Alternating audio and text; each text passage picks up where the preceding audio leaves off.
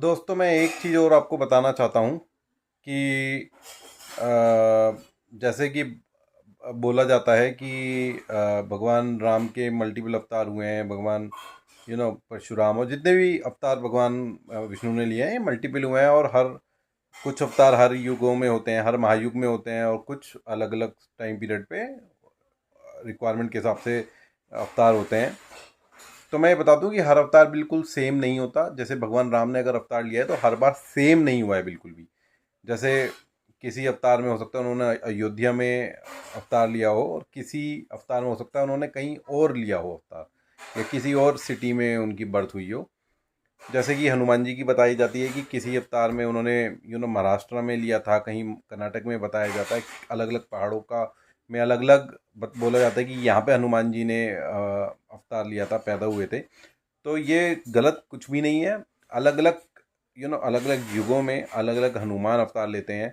जैसे कि मैंने आपको बताया कि सभी 71 महायुगाज होते हैं एक मनवंतर में, और मोस्टली जितनी मेरी अंडरस्टैंडिंग है, हर महायुग में एक भगवान श्री राम आते हैं, और भगवान श्री राम आते हैं तो भगवान हनुमान आते ही आते हैं। तो हर बार भगवान हनुमान जन्म लेते हैं, और भगवान हनुमान को इमोर्टैलिटी का बूंद मिलता है, और भगवान हनुमान जो है till the end of the कलयुग हेल्प करते हुए कल की अवतार की, तब वो अपने लोक की ओर जाते हैं।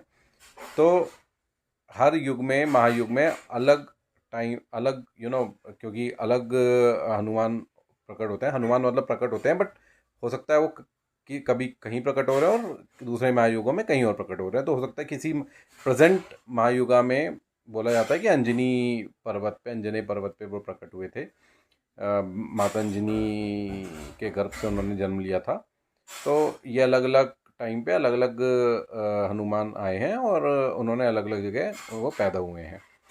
तो ये एक रियलिटी है कि हर बार हिस्ट्री सेम नहीं होती, और हमारी हिस्ट्री आप जानते हैं डॉक्यूमेंटेड नहीं है। 5,000 वर्ष 7,000 वर्ष तक की डॉक्यूमेंटेड है, उससे पहले की डॉक्यूमेंटेड ही नहीं है। पता ही नहीं हिस्ट्री क्या है हमारी।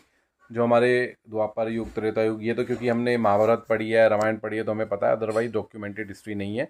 तो पुराने युगों में क्या हुआ था किसी को कुछ नहीं पता। सतयुग में क्या हुआ था, त्रेता में क्या हुआ था, द्वापर युग में क्या हुआ था।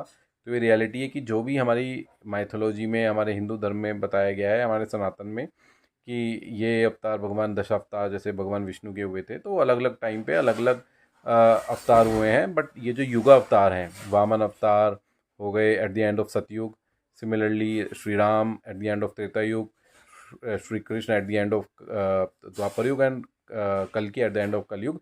ये युग अवतार हर बार प्रकट होते हैं, हर युग में प्रकट होते हैं। Thank you very much.